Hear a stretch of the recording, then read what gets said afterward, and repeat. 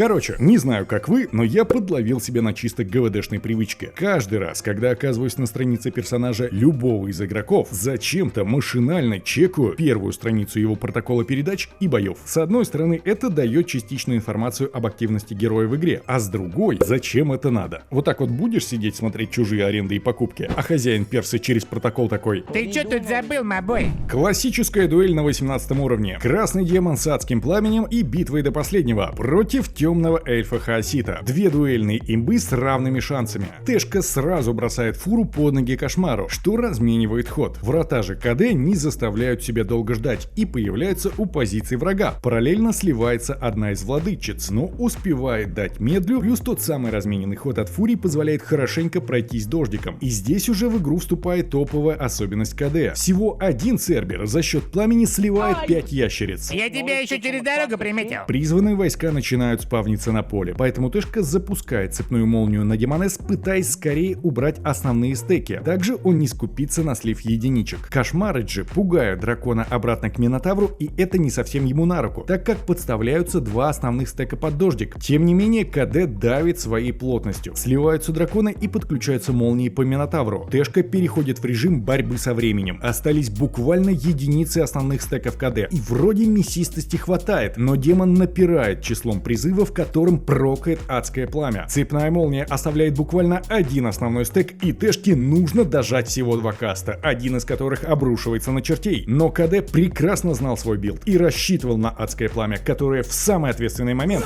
его не подвело. Ты попал не в тот район, мобой. 70-я волна одной из экспедиций. На первый взгляд, СЗшка сражается против не особо большого числа стражей и жрецов оазисов, но дело осложняется тем, что как только масса этих крокодилюк сокращается, на поле появляются новые. Меня Альфреда отправил. Сказал, вы хотите траблов? Эзе, конечно, понимал, каких траблов ждать, поэтому выстроил свою тактику от нимф, чья инициатива близка к 21. Очко! Плюс у них удар без ответки сразу по нескольким стекам. И пока они развлекаются, герой накидывает молнии, а лукари пускают стрелы. Но есть один момент, с которым приходится серьезно считаться. Жрецы могут дать массовую кожу или ускорение, а это заставляет аккуратничать. Стеки крокодилов множатся и начинают подходить к коробочке, куда и отправляется нимфа, параллельно активируя симбиоз с энтами, который дает возможность подреса. Хороший дамаг показывают снайперы, и вместе с нимфами те выдают максимальный КПД, но финальная часть пройдет уже без девочек. Я тебя приметил еще с того кампуса. Я хотел узнать твое имя. Хани. Типа мед?